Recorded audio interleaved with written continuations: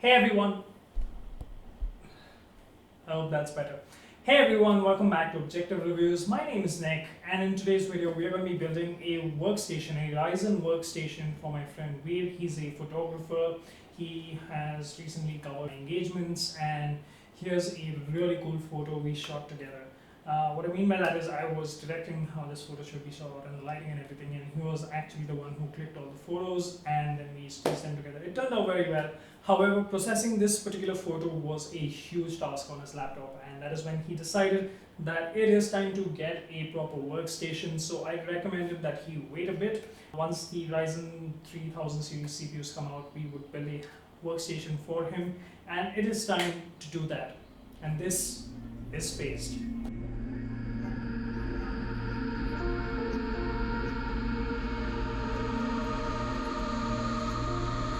So quick rundown of the parts involved here. We have the Ryzen 3700X. I have everything on a piece of paper because this is a lot of information. So you can skip to this time code right here if you don't want to hear about parts and just jump to the end sequence and benchmarks. You can do that. That's cool. Alright, so let's get into the parts. We have the Ryzen 3700X. This is a 8-core 16-thread chip, which I have managed to overclock to 4.2 GHz pretty safely at 1.4 volts. Not too bad on these 7nm chips, as that is expected. To pair that with a motherboard, we have the Asus ROG Strix X570-E, and this is a pretty interesting motherboard. It is a dark grey motherboard with nice light grey accents all over, especially on the M.2 heatsinks. There are two of these slots, and a lot of active cooling for the chipset, as is the case with most of these X570 motherboards. We get a bunch of reinforced PCI slots on this motherboard, namely 2 PCI 4X16 slots, 1 PCI 4X8 slot, and 2 PCI Gen 4 X1 slots. So lots of expansion on this motherboard, and the CPU itself can push out up to X16 and another X8 from the chipset, so a total of 24 PCI lanes, which is pretty cool. Apart from that, you get Supreme FX audio from Realtek. You also get a postcode LED display, which is very useful when debugging boot up issues. So I was absolutely certain that this should be there because he's going to be taking this workstation to his own workplace, and I may or may not be there around. So you can quickly look up what the postcode LED displays and help me debug it for him. You get a HDMI 2.0 and a DisplayPort 1.4 output on the back, which can only be used if you use one of the Ryzen 3 APUs on this motherboard, which come with a built-in Vega GPU. You get 5 USB 3.0 and 2 USB 3.1 Gen 2 USB ports on the back. One of these can help you update the BIOS without having a CPU installed or anything. Just plug in power to the motherboard and it can update from that port. A very interesting thing on this motherboard is that you get a 2.5 GB port as well as a 1 GB port for Ethernet, and both of them work reliably well. The 2.5 GB one is from Killer, so not the best NIC that you can have on a motherboard, but hey, it's there and nobody's complaining. The nice thing about this motherboard is that the IO shield is built in and has a nice Strix logo printed on the front side as well as that, and it actually illuminates using RGB LEDs, which you can control using Asus software. While I would personally prefer to have the LEDs off, Veer insisted that he wants these RGB LED accents in there so he can have them glowing in the video like I do. Now the CPU requires one 4-pin and one 8-pin power input. However, you can only plug in the 8-pin power input if that is what comes with your power supply, and just run the CPU off that. However, if you want to push your CPU to 4.4 GHz, 4.5 GHz or higher using extreme cooling techniques, you are going to require that both of these are plugged in simultaneously. However, again, you can just plug in the 8-pin and still boot up to 4.2 GHz as in my case. And finally, you get lots of fan headers, but most importantly 3 CPU fan headers and a AIO pump header as well on the CPU directly. So that is pretty nice to have as well. Two things I would like to mention about the cooler AMD includes in the box, which we aren't using for this build.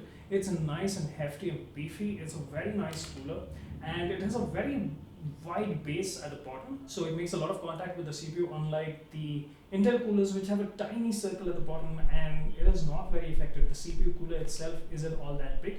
This is a pretty beefy one, so kudos to AMD on that. And the second point is the thermal paste that is pre-applied on these coolers. It is not the cheap paste that Intel and a lot of these GPU manufacturers use for their chips. This is a very nice thermal paste. Yes, there are better ones, but it's much better than what Intel and a lot of these GPU vendors ship their cards with. So if you do go through the route of using this motherboard with the included CPU cooler that the 3700X ships with, you get a very nice dark gray package, as you can see here. For the GPU, we selected the 5700XT. Obviously, the one we have here is the TUF series from Asus. It comes with a very nice heatsink, triple fans, cools very well. The fans do get loud if you ramp them up very quickly, so they are very audible. It's not a very silent card. However, it does cool very effectively, and the highest temps I've seen on this are 85 degrees, as you will see later during benchmark. This is a double slot design GPU and takes one 6-pin and one 8-pin power inputs, so make sure you have those ready on your power supply. And for the output interfaces, you have 3 DisplayPort 1.4 and 1 HDMI 2.0A on the back. For the rest of the parts, I'll go over these very quickly. We have a 32GB kit from G-Skill rated at 3200 MHz. Not the best clock speeds in the world, but gets the job done.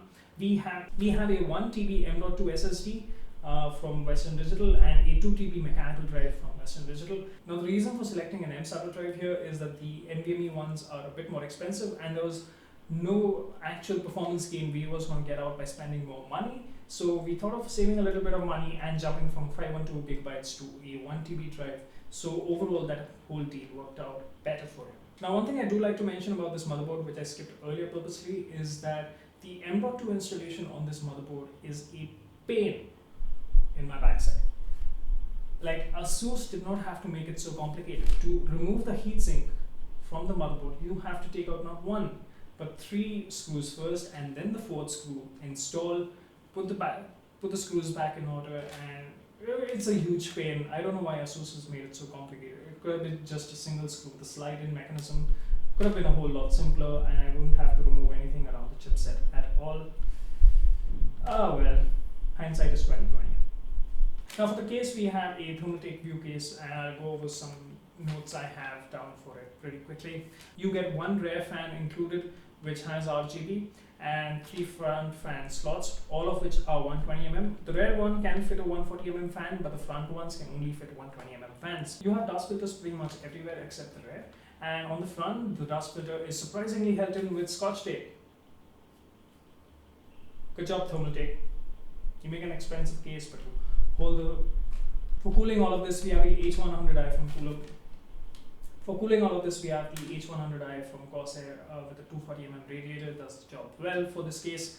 And I would like to talk about cable management in this case. Cable management is, like, there are a lot of good options for cable management in this case, but if you want really neat cable routing in this case, as photos shown by Thermaltake on their website, you will have to make custom cables and route them accordingly to get the best out of this. And finally, to close down the list, we have a 750-watt SMPS from Corsair to power all of this. Now that I'm done with the list, let's take a quick look at a short little montage before we jump into the benchmarks.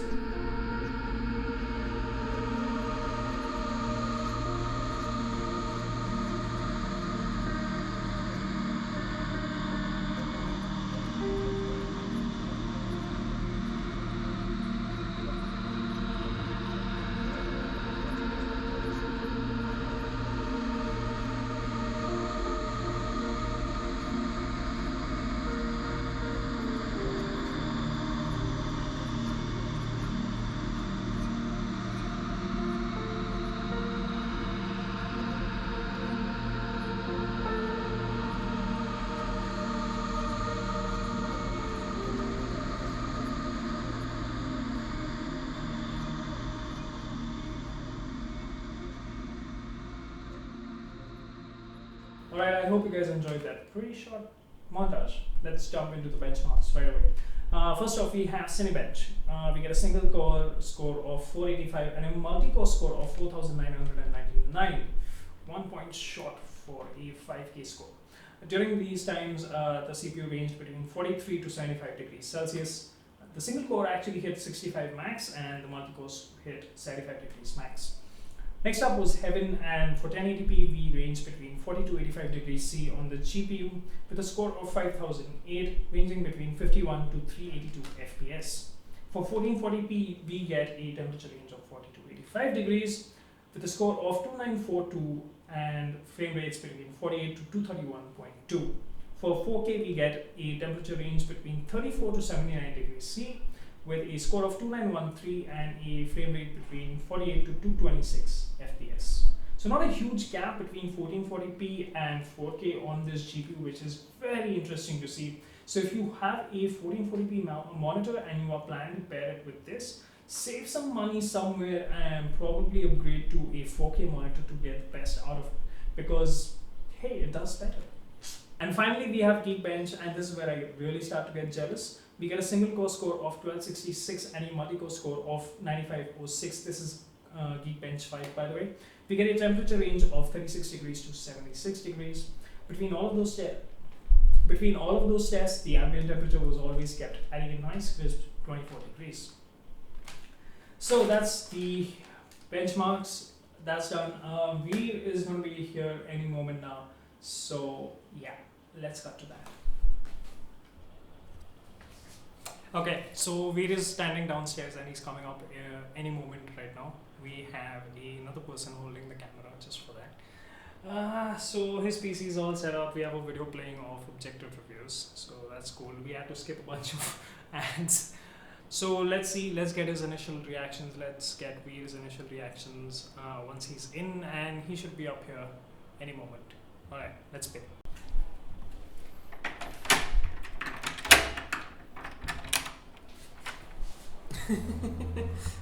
क्या फालतू help हो गया तेरा अरे बस कर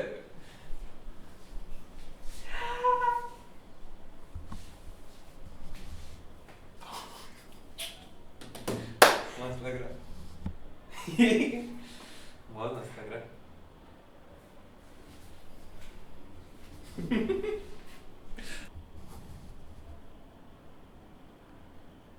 मस्त बहुत अच्छा लग रहा है खूबसूरती का अच्छा लग रहा ये क्या है एंटेना वाईफाई अच्छा एंड ब्लूटूथ मतलब इसका या ध्यान नहीं दिया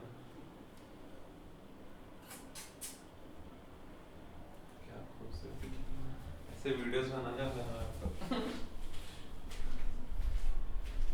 अरे बात कर रहे हैं कॉन्शियस कर रहा है बहुत अच्छा लगा ये फिर अच्छा ये अपना माउस का हो गया